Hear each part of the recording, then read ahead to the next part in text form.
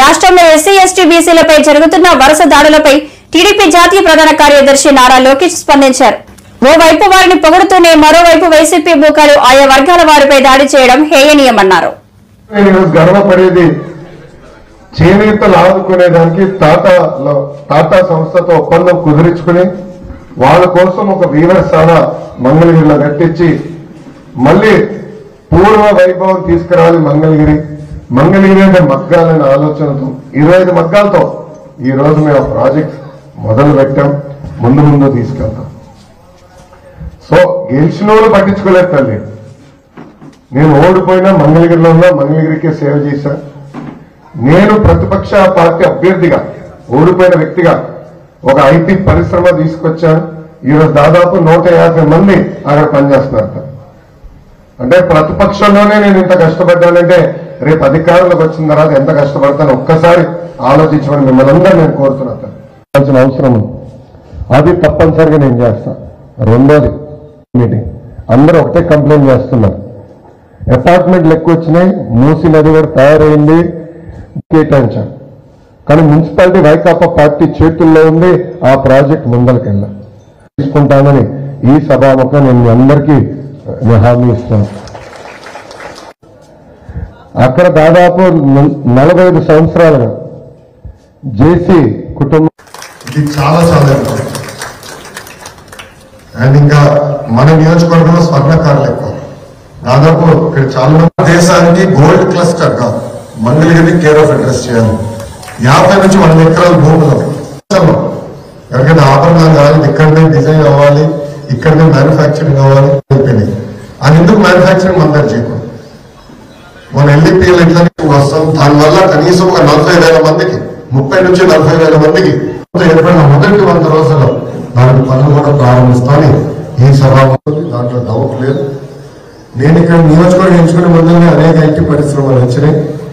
మన నియోజకవర్గంలో పుట్టి పెరిగిన పక్కనే ఉన్న హెచ్సిఎల్ కూడా నిర్మిస్తే అలాంటి 20,000 మంది పనిచేస్తారు. వాళ్ళు భూమి కూడా తీసుకునేకపోయారు. తప్పనిసరిగా స్పిల్లర్ ఐటీ కంపెనీలు కూడా మంగళగిరికి తీసుకొస్తాం. ఇది వాస్తవంగా ఇంటరాక్షన్ ప్రోగ్రామ్. ఇప్పటికి నేను చాలా ఎక్కువ మాట్లాడేశాను. ఎవరు మాట్లాడాలనుకుంటే మీరు చేయొద్దండి. నేను కూర్చుంటే జనవరిలో కానీ ఫిబ్రవరిలో కానీ కొన్ని వేల మంది రిటైర్ అయ్యారు ఎంప్లాయీస్. వాళ్ళని లేకుండా ఎంటీ చేతులతో రిటైర్ అయితే వాళ్ళ ఫ్యామిలీ మెంబర్స్ ఎంత కష్టపడుతున్నారో ఇవాళ ఆలోచిస్తారు. మన గవర్నమెంట్ ఎప్పుడు వస్తుందా, మన అమౌంట్ ఎప్పుడు వస్తుందా ఎదురు. స్త్రీ శక్తి పేరుతో కుట్టు నేర్పిస్తాం కాదు, నేర్పించిన తర్వాత కుట్టు మిషన్లు కూడా తెలుగుదేశం పార్టీ మంగళగిరి నియోజకవర్గం అందిస్తాం జరుగుతుంది. వాళ్ళందరినీ కూడా కలిసాం తల్లి. ఎంబ్రాయిడరీ మెషిన్స్ కూడా తీసుకొచ్చి వాళ్ళందరూ కూడా ఎట్లా ఆదాయం పెంచాలని దానిపైన మేము వర్కౌట్ చేస్తున్నాం. ప్రైవేట్ సంస్థలతో కూడా మారుతున్నాం. రెడీమేడ్ గార్మెంట్స్ మేము చేస్తాం. మీరు అవసరమైతే అదనపు ట్రైనింగ్ కూడా ఇస్తాం. మీరు మాకు పని కల్పించడం మేము కోరుతాం జరుగుతుంది తల్లి. వాళ్ళతో తప్పనిసరిగా వర్కౌట్ చేసి ఒక మోడల్ తీసుకొచ్చే బాధ్యత నేను తీసుకుంటాను. అది నంబర్ 1. నంబర్ 2, సంక్షేమ అభివృద్ధి అనేది రెండు కలిసికట్టుకెళ్ళాలమ్మా. ఈరోజు ఈ ప్రభుత్వం కేవలం బటన్ నొక్కే కార్యక్రమాలు ఉంది తప్ప అభివృద్ధి చేయాలని ఆలోచన లేదు. దానివల్ల మీరు ఈరోజు అప్పులు చేసి సంక్షేమం చేస్తున్నారు. ఆ అప్పులని ఈరోజు మనకు భారంలాగా మారుతాయి, మన్నెత్తి మీద పడతాయి. ఆంధ్ర రాష్ట్రంలో ప్రతి వ్యక్తి పైన అది భారం మోపుతున్నారు.